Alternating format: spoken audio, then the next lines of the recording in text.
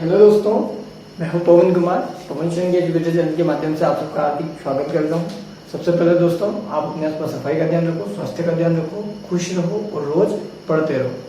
चलिए दोस्तों, आज के सीक्वेंस में हम बढ़ते हैं यूनिट 1, जिसमें हम डिजाइन ऑफ स्टील स्ट्रक्चर की, जिसमें हम बेसिकली देख रहे हैं इंट्रोडक्शन पार्ट कि हम स्टील को किस तरीके से एज समझ पाते हैं, यानी कि हम उन एस्पेक्ट्स, उन हर एक पॉइंट की बात करेंगे जो एज स्ट्रक्चर के लिए जो हमने एज अ मटेरियल चूज किया है। स्टील स्ट्रक्चर्स, एस्पेक्ट्स, उसके यूजेस, हर चीज की यहाँ पर हम बेसिकली हर मुद्दे की हम यहाँ पर बात करेंगे, ताकि आपके लिए ये कॉन्सेप्ट जो है समझ में आए। चलिए दोस्तों, आज पढ़ाने से पहले कुछ छोटा सा कॉन्सेप्ट जो आप देख रहे होंगे, एक मैंने गोलाकार माध्यम में एक सक्सेस लिख रखा है। गुरुजी तो यो गोलो लिख रखे हो, इसको मतलब तो बताओ। ये एक फंडा है दोस्तों, घबराना नहीं है। जीवन में यही चुनौतियां हैं जो आपने अगर चुनौतियों को पॉजिटिव वे में लिया तो आप सक्सेस को पार कर जाएंगे, और माता रानी जी और भगवान कृष्णा जी आप सबको एक अच्छी और प्यारी सी सरकारी नौकरी आप सब बच्चों को प्रदान करें। तो चलिए दोस्तों, मैंने क्या लिखा है, सक्सेस। सबसे पहले आप इस सक्सेस के बारे में सोचो, थिंक, फिर उसके कुछ आइडियाज लगाओ, फिर उनको अप्लाई करो, जिसको हम ट्राई एंड डू बोलते हैं। एक छोटा सा कॉन्सेप्ट है जो आपको याद रखना है। जीवन में इसी कॉन्सेप्ट से ही चीजें समझ आती है और हम सक्सेस को प्राप्त करते हैं। फिर उसके बाद वापस प्रयास करो। देखो, अगर आपने प्रयास किया है तो सफलता असफलता अलग चीज है, बट सीखने को बहुत कुछ मिलता है। ठीक है, वापस प्रयास करो, फिर वापस प्रयास करो, एंड अगेन वापस प्रयास करो उसी चीज को। और उसी चीज को यदि आपने कंटिन्यू रखा, बिना रिदम तोड़े आप उस चीज को आगे तक ले गए, उस प्रयास को, उस आपके मैक्सिमम लेवल तक आप उस अवस्था को प्राप्त कर जाते हैं, तो आपका एक प्यारा सा चेहरा, जिसको हम बोलते हैं सक्सेस, ये आपको मिल जाता है। छोटा सा फंडा है दोस्तों। ठीक है, मैंने सोचा आज अपने कथन देने की जगह कुछ चीज आपको समझाता हूँ, समझ में आया तो बढ़िया। ठीक है दोस्तों, अब हम हमारी यूनिट की ओर बढ़ते हैं।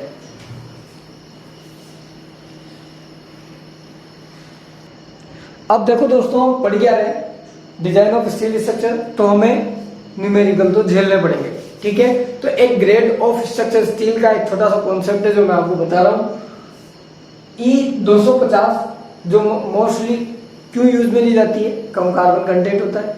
ठीक है, उस वजह से क्या होती है, वेल्डेबिलिटी की प्रॉपर्टी बढ़ जाती है। ठीक है, ये हमने पढ़ लिया है। वेल्डेबिलिटी की प्रॉपर्टी बढ़ जाती है और अच्छा formability, weldability property and formability property उसकी बढ़ जाती है।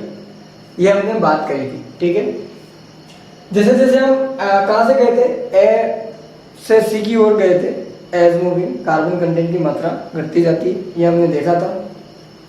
और कॉन्सेप्ट बताया था कि वहां से उसके अंदर लो कार्बन कंटेंट से जो हम यूज कर रहे हैं, मोस्ट प्रिफरेबल यूज करने वाला मटेरियल कौन सा है, एज ए स्ट्रक्चर स्टील जो हम यूज करते हैं वो कौन सी है, Fe250। क्यों? क्योंकि उसके अंदर सबसे कम कार्बन कंटेंट होता है और उस वजह से उसके अंदर good weldability and formability property पाई जाती है। दोस्तों, ये हमने पढ़ लिया था। अब बस दोस्तों, मैं ये बता रहा हूं कि जो ग्रेड ऑफ स्ट्रक्चर स्टील का, जिसमें हम न्यूमेरिकल पार्ट को सोल्व करेंगे, क्योंकि डिजाइन ऑफ स्टील स्ट्रक्चर तो न्यूमेरिकल तो हमें करने पड़ेंगे। तो जो हम यूज करेंगे E250 और Fe410, जो दो डिनोटेशंस आएंगे, या हम इसी को ही क्यों यूज करते हैं, क्योंकि इसके अंदर सबसे कम कार्बन कंटेंट होता है। कार्बन कंटेंट होने से कम carbon content, low carbon content को निरूपित करता है E250, या इसको हम Fe410, दोनों सेम एज एक ही चीज को निरूपित करता है। ठीक है, क्यों करता है, क्योंकि उसके अब 250 को क्यों यूज कर रहे हैं, ये हम पढ़ चुके हैं। क्यों? क्योंकि उसके अंदर सबसे कम कार्बन कंटेंट होता है, उस वजह से उसकी welding property and formability property अच्छी हो जाती है। ये हमने पढ़ लिया था। 250, ठीक है, जब हम न्यूमेरिकल यूज करेंगे स्टील स्ट्रक्चर के अंदर, तो जब यदि आपको लिखा मिले Fe410 या Fe410, तो जो 410 होगा वो उसकी अल्टीमेट टेंसाइल स्ट्रेंथ को निरूपित करता है। और जो 250 है E250, ई मींस इंजीनियरिंग स्टील, तो वो उसकी यील्ड स्ट्रेंथ को निरूपित करता है या रिप्रेजेंट कर रहा है। ठीक है, तो ये और यील्ड स्ट्रेंथ एक ऐसी टेंसाइल फोर्स या एक ऐसी स्ट्रेंथ जिस पर मैक्सिमम इलास्टिसिटी मेंटेन रहती है। मैं पढ़ा चुका हूं दोस्तों, आपको एक बार पढ़ना पड़ेगा सोम 1 में, जब हम सोम 1 का unit second shear force and bending moment diagram और मैं एक बार आपको रिवाइज जरूर कराऊंगा। ठीक है, तो आपको ये चीजें याद रखनी। तो स्टील स्ट्रक्चर में यदि आपको Fe 410 मिले तो उसकी आपको डायरेक्टली यील्ड स्ट्रेंथ क्या लेंगे 250, या E250 मिले तो उसकी जो अल्टीमेट टेंसाइल स्ट्रेंथ है कितनी हो जाएगी 410। तो मैं एक मुद्दा कह सकता हूं कि इन स्टील स्ट्रक्चर जब हम न्यूमेरिकल यूज करेंगे तो मोस्टली E250 एंड Fe 410 को सेम कंसीडर करते हुए इस न्यूमेरिकल को सोल्व करेंगे और मोस्टली ये स्टील यूज में होती है। ठीक है दोस्तों, ये मैंने आपको बता दिया, छोटा सा कॉन्सेप्ट था।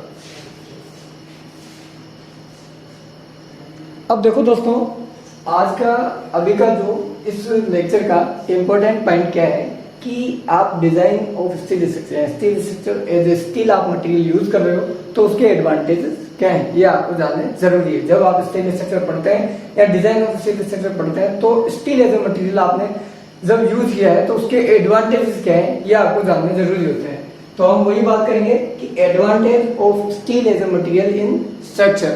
जब आप स्टील को एज ए मटेरियल यूज कर रहे हो स्ट्रक्चर में तो उसके जो स्टील एज ए मटेरियल है उसके एडवांटेजेस क्या है। सबसे पहला एडवांटेज, जब आप हाई राइज बिल्डिंग या टाल बिल्डिंग या बड़े बड़े स्ट्रक्चर बनाते हो तो steel is economical in comparison to RCC.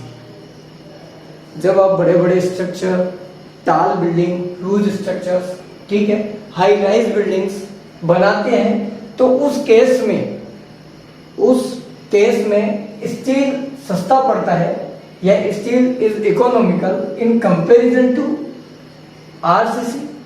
सबसे पहली बात, भाई आरसीसी बनाओगे तो कितने मटेरियल की रिक्वायर्ड होगी, डिफरेंट टाइप ऑफ आरसीसी क्या है, कंक्रीट क्या है, it is a mixture of different ingredients of construction material. मैं आपको बता चुका हूँ, जब हमने कंक्रीट को भी लेकर के आना है दोस्तों, ये मैं अभी बना रहा हूँ उसके पॉइंट्स, कंक्रीट जल्दी लेकर के आने वाला हूँ। ठीक है, वापस हम कंक्रीट को शुरू करेंगे। तो concrete is a mixture of different ingredients of construction material. तो डिफरेंट, भाई steel as a material, steel जो है सिंगल मटेरियल से आप स्ट्रक्चर को खड़ा कर सकते हो, सबसे पहली बात, इसलिए भी सस्ता पड़ता है। दूसरा, कंक्रीट यदि आप यूज कर रहे हो तो मिक्सचर है different ingredients of construction material का, तो उनकी कॉस्ट, उनके निर्माण और बहुत सारी समस्याएं आती हैं जो हम बात करेंगे, उन जनरल प्रॉब्लम्स को हम बात करेंगे जब हम डिजाइन ऑफ कंक्रीट स्ट्रक्चर पढ़ेंगे। तो बात अपन स्टील स्ट्रक्चर की कर रहे हैं, तो स्टील एज ए मटेरियल यदि आपने स्ट्रक्चर में यूज लिया है तो उसके क्या एडवांटेज है। जब आपने हाई राइज बिल्डिंग का निर्माण किया, टाल बिल्डिंग या ह्यूज स्ट्रक्चर बनाया, तो वहां स्टील क्या है, इकोनॉमिकल होता है in comparison to RCC because of higher strength to weight ratio. अब यह मुद्दा मैं यहाँ पे छोड़ रहा हूं क्योंकि हम इसको मोस्टली डिस्कस करेंगे। ये दूसरी बार आया है ये स्ट्रेंथ टू वेट रेशियो, ये इंपॉर्टेंट पॉइंट है जो मेरे को आपको साथ बहुत अच्छे तरीके से आपको इसको समझाना है। ठीक है, तो मुद्दा क्या है कि जब आप हाई राइज बिल्डिंग, टाल बिल्डिंग या बड़े स्ट्रक्चर बनाते हो तो स्टील सस्ता पड़ता है in comparison to RCC because of higher strength to weight ratio. Steel, ये जो एक रेशियो होता है, कौन सा, strength to weight ratio, strength to weight ratio higher होता है किसका, स्टील का, इन कंपैरिजन टू आरसीसी। इसलिए स्टील जो है इकोनॉमिकल पड़ता है इन कंपैरिजन टू आरसीसी। अब मुद्दा क्या है कि सर ये जो आपने बताया higher strength to weight ratio होता क्या है, वो भी तो हमारे को समझाओ। अब ये मुद्दा यही है। तो पहला एडवांटेज क्या है, जब आपने steel as a structure select किया, एज ए मटेरियल आपने सेलेक्ट किया, स्टील स्ट्रक्चर के लिए आपने steel as a material select किया, तो उसके एडवांटेज क्या है। जब आप हाई राइज बिल्डिंग बनाते हो या टाल बिल्डिंग बनाते हो, ऊंच स्ट्रक्चर बनाते हो, तो स्टील जो है इकोनॉमिकल होता है in comparison to RCC due to higher strength to weight ratio की वजह से। अब मुद्दा क्या है कि ये स्ट्रेंथ टू वेट रेशियो क्या होता है, सर ये हमारे को समझा दो, ठीक है। अब मैं एक एग्जांपल लूंगा, फिर बाकी हम जब बाद में एज अ कंपैरिजन, जब हम इसके पॉइंट टू पॉइंट, जब हम इसके स्ट्रेंथ पैरामीटर को पढ़ेंगे या इसके कंपोनेंट की स्टडी करेंगे, तो वहां पर मैं आपको इसका ब्रीफली अच्छे से ये जो पॉइंट है स्ट्रेंथ टू वेट रेशियो ये कवर करवाऊंगा, ठीक है। तो पहला पॉइंट ये कवर होता है।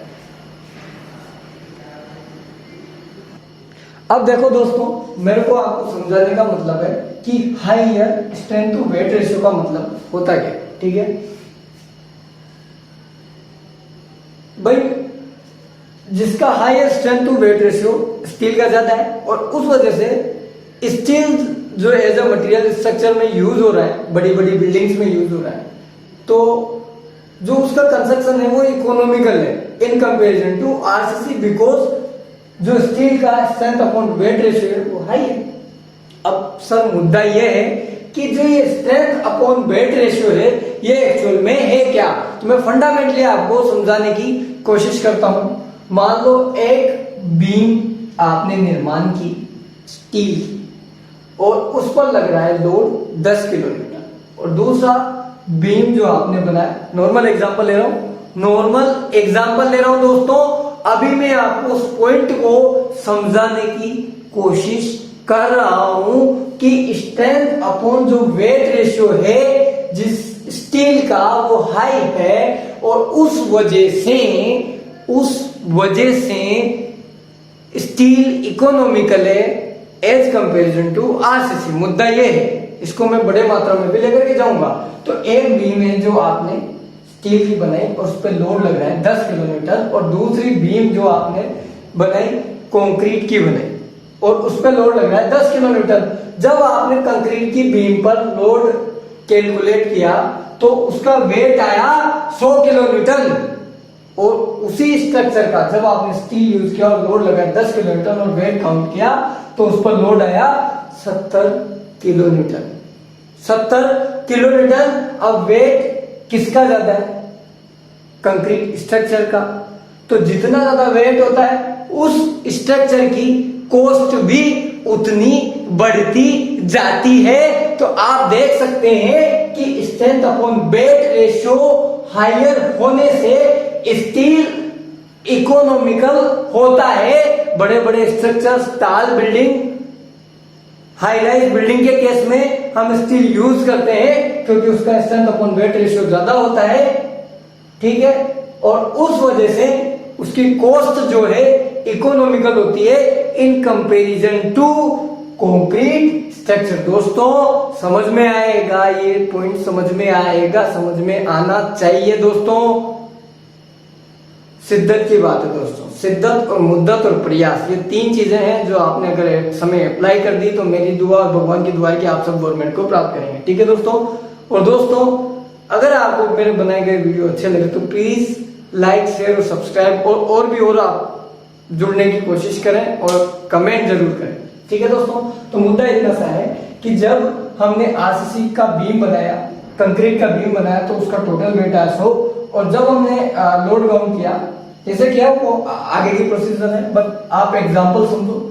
और दूसरा स्टील, इसका जब हमने वेट काउंट किया तो 70 किलोमीटर, तो जितना ज्यादा उसका वेट आता जाता है उसकी कॉस्ट बढ़ती जाती है। तो इस तरीके से स्टील एज ए इकोनॉमिकल होता है बड़े स्ट्रक्चर्स के लिए, हाई राइज बिल्डिंग के लिए, टाल बिल्डिंग्स के लिए, in comparison to RCC due to higher strength upon weight ratio की वजह से। दोस्तों ये पॉइंट समझ में आना चाहिए, ठीक है, आप इसको पहुंच करके लिखो। अब देखो दोस्तों, सेकेंड एडवांटेज क्या है, स्टील एज ए मटेरियल आप ठीक है यूज कर रहे हैं इन स्ट्रक्चर। सेकेंड पॉइंट है steel is strong and ductile at during higher load. Higher load पर स्टील का जो रवैया है, जो प्रॉपर्टी है, वो क्या है, मजबूती की और डक्टिलिटी की प्रॉपर्टीज है, ठीक है। और दूसरा पॉइंट क्या है, एट अर्थक्वेक। अर्थक्वेक मतलब भूमि के अंदर उथल पुथल हो रही है, मान लो बिल्डिंग कोलैप्स होने वाली है, और वो बिल्डिंग यदि स्टील का है, स्टील स्ट्रक्चर है, तो वो शो करता है symptoms, it show symptom of sine of failure before failure. यदि कोई बिल्डिंग फेल होने वाली है तो स्टील का फायदा यही है, उसके अंदर एक ऐसी प्रॉपर्टी होती है या उसके अंदर ऐसे गुण निहित होते हैं, वो शो करते हैं, सिम्टम्स शो करते हैं, साइन ऑफ फेलियर्स।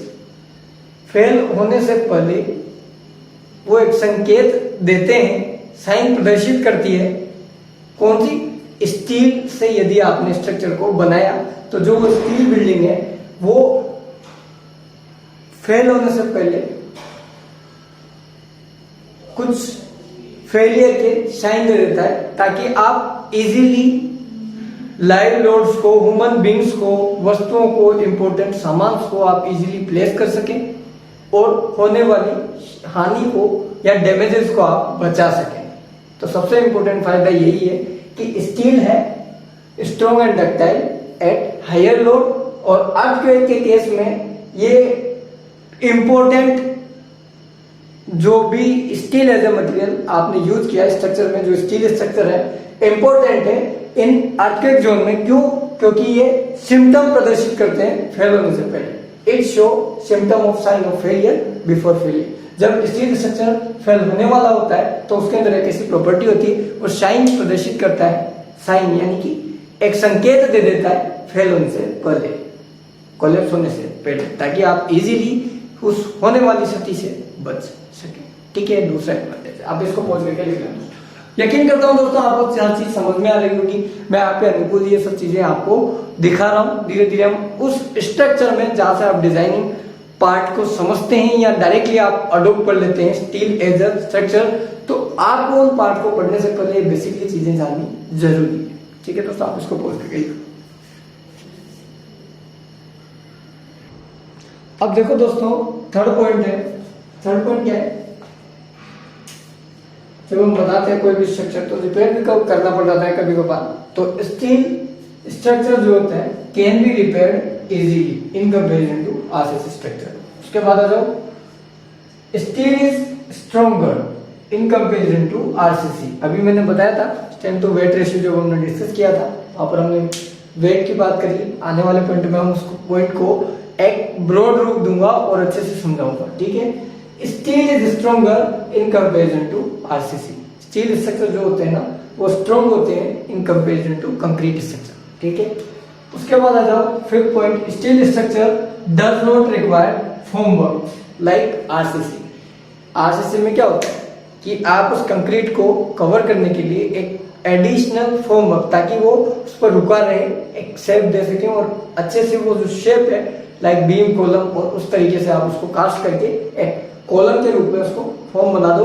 तो उसको रोकने के लिए, उस मटेरियल को रोकने के लिए, उसी शेप में डालने के लिए उसमें चाहिए फॉर्म वर्क। पर जब हम स्टील स्ट्रक्चर से, स्टील एज ए मटेरियल हम यूज कर रहे हैं स्ट्रक्चर में, तो जो स्टील स्ट्रक्चर हुआ उसके लिए कोई भी फॉर्म वर्क, एडिशनल जो फॉर्म वर्क है उसकी रिक्वायर नहीं होती है। तो steel structure does not require form work like RCC. जो कंक्रीट स्ट्रक्चर में हमें फॉर्म वर्क रिक्वायर्ड है, उस फॉर्म वर्क की हमें स्टील स्ट्रक्चर के केस में रिक्वायर्ड नहीं होती। ठीक है दोस्तों, आप इसको पोस्ट करके लिख लो। अगले पॉइंट की ओर डिस्कस करते हैं। अब देखो दोस्तों, अगला जो एडवांटेज है वो क्या है? Steel is manufactured in factory. ठीक है, अंडर कंट्रोल्ड सुपरविजन। अच्छे तरीके से देख रेख में स्टील का निर्माण होता है फैक्ट्रियों में। तो उससे क्या मिलता है? Which gives good quality. उससे अच्छी क्वालिटी का मटेरियल एज हम स्टील यूज कर रहे हैं जो स्ट्रक्चर, वो हमें प्राप्त होता है। उसके बाद अगला पॉइंट, स्टील स्ट्रक्चर जो होते हैं ना can be constructed fast in comparison to RCC structure.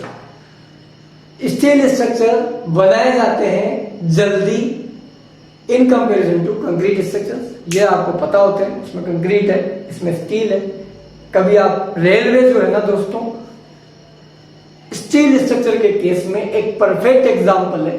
आप देख सकते हैं, समझ सकते हैं, जितने भी सिविल इंजीनियर्स वाले मित्र लोग हैं, आप एक बार निरीक्षण करें रेलवे का, तो वो एक परफेक्ट एग्जांपल है फॉर स्टील स्ट्रक्चर के। ठीक है, तो ये दो पॉइंट है।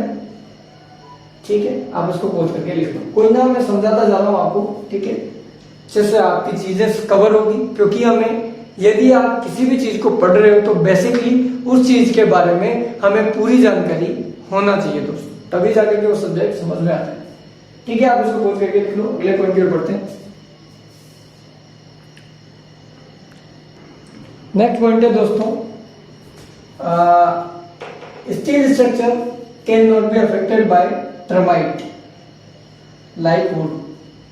वुड में एक समस्या होती है टर्माइट। जब हम पढ़ेंगे, हम पढ़ रहे हैं बीएमसी, उसके अंदर आएगा हमारे पास टिम्बर, वहां मैं ये फैक्ट बताऊंगा वुड के अंदर आने वाले इफेक्ट्स जो उसको प्रभावित करते हैं या शीन करते हैं, तो वो चीजें होती है टर्माइट।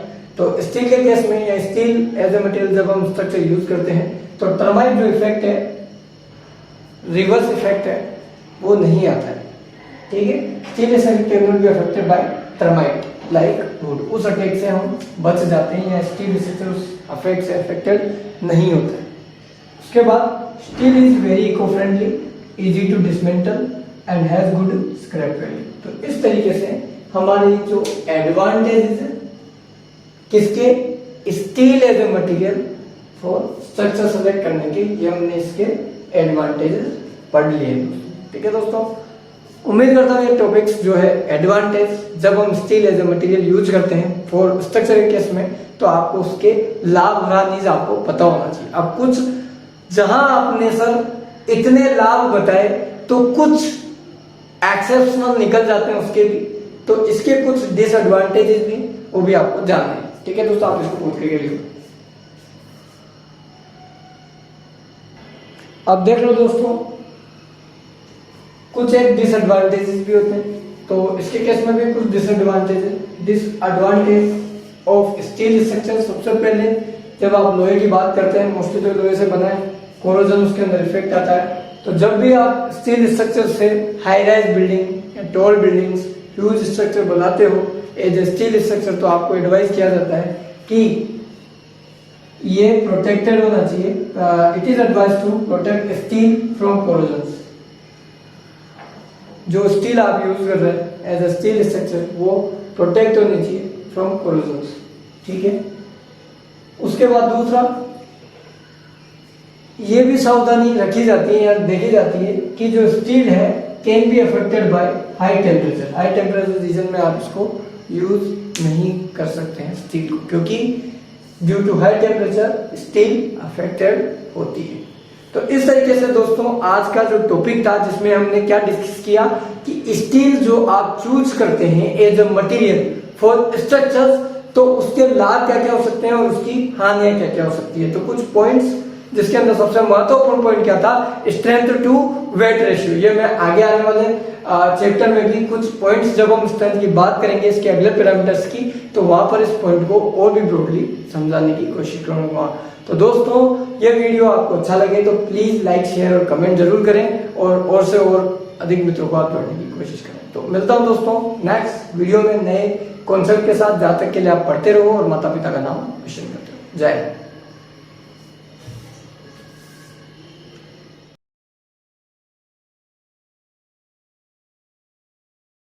Mm-hmm.